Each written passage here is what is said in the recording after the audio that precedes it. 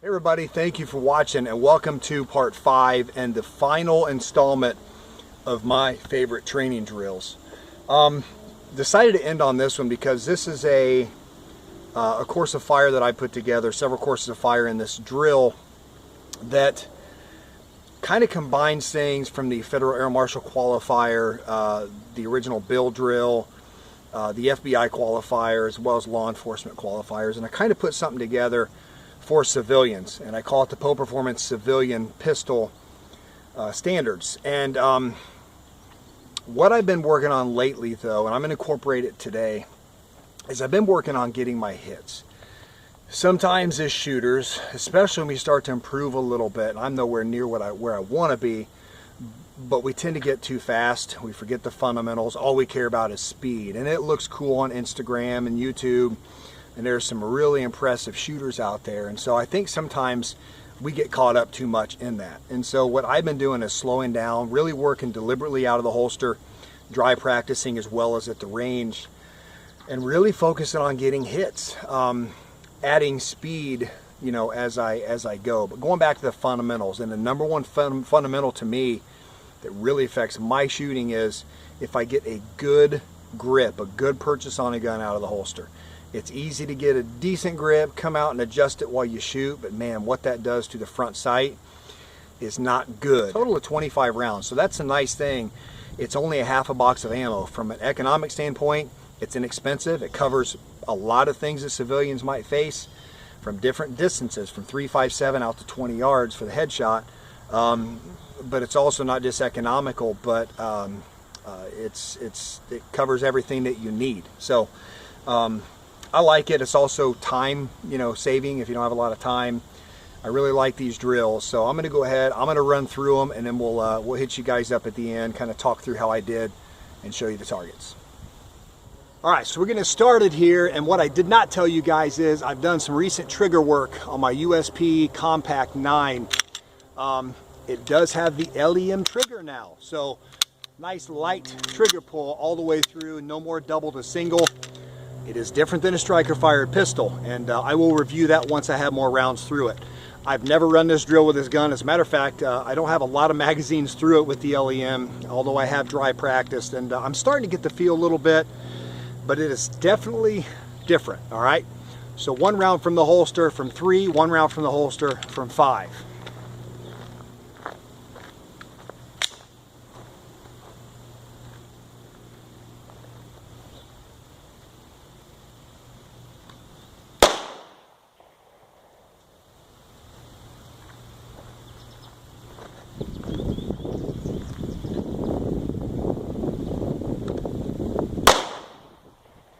All right, so we're back at 7 yards now, and we're going to do the Bill drill. So 6 rounds out of the holster.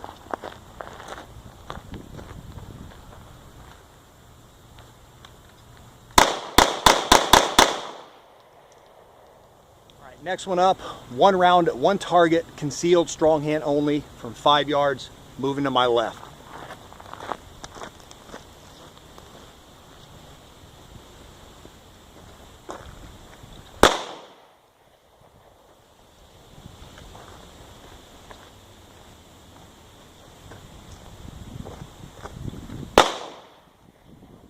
All right, 1 round on each target from 7 yards, starting at 90 degrees.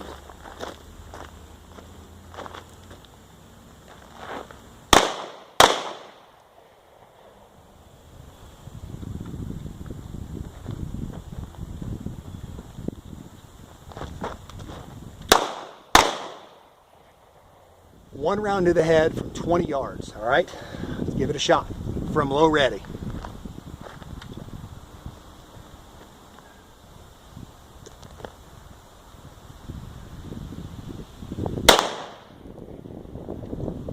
All right, the 1-2-1 drill. 1 target to the chest of the guy at 3 yards, 2 to the chest of the second attacker at 7.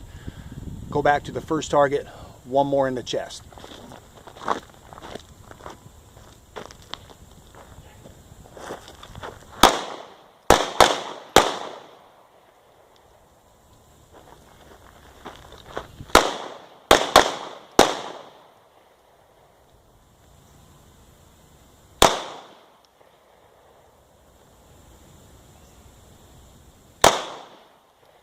All right, so here we are back in my garage, and we're going to do some target evaluation. I'm not going to show you the pistol in any way or go over the LEM trigger.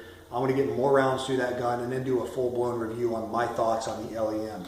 I would just tell you from a preliminary standpoint, I like it, and I got to get more time behind it, but from dry practice, from the few magazines I put through it before today, none of them were from the holster, working tactical type drills like this, very slow fire, and just trying to get a feel for the way the trigger broke. So overall, I'm pretty pleased with the way things went, because the trigger is different. It's not striker fired, it's not double action, it's not single action. It's just, it's kind of got a life of its own. So, but I think I'm going to like it.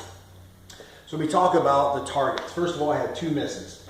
This was the headshot from 20 yards. Now, I haven't shot past 7 yards with the LEM trigger at all before this. So that's my first one. It's, I don't know, 6 inches left and low. So it's a clean miss. I don't like it, but if I'm going to miss something, the 1 round to the head from 20 yards, I'm not going to be as disappointed as any of these from more real civilian type situations. Now, the reason I put that standard, or in the standard, that headshot, you may be in a situation in a grocery store, in a movie theater, etc., where you have to put somebody down from that, from that distance. So it's important, and I think I'll do better with it once I get used to the LEM trigger. So the other miss was over here, and it wasn't a clean miss off the body. It actually hit the shoulder.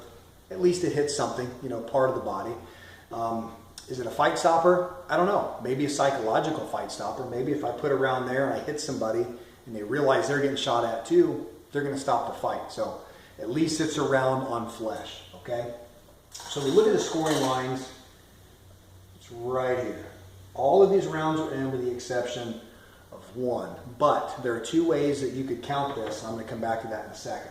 The other target, we broke the line right here, which I count, and all of the rounds are in there. So we've got 25 rounds worth 10 points apiece if you put them all in the scoring line. The reason I count this one, I sometimes do as a full 10, is this. It's inside of the second scoring line, which generally this would be 5 out here and 0 outside of that scoring line, is it's high in the chest. And there is not a person on this planet who would not take that round right there in a gunfight, all right? You've got the aorta, you've got different blood vessels, a carotid artery, jugular vein, nerve endings. Plus, it's close enough to the spine that if it were to get through and hit the spine, it could be a fight stopper. So what I do to judge that, if it's inside the second scoring line and it's neck width in this zone, I will count that as a 10. So if we count these rounds, 25 rounds, we subtract 10 for a complete miss, another 10 for a miss, that puts us at 230. Now, if you do subtract 5 from this, being outside the first scoring line, it's still a 225. Passing score is a 220.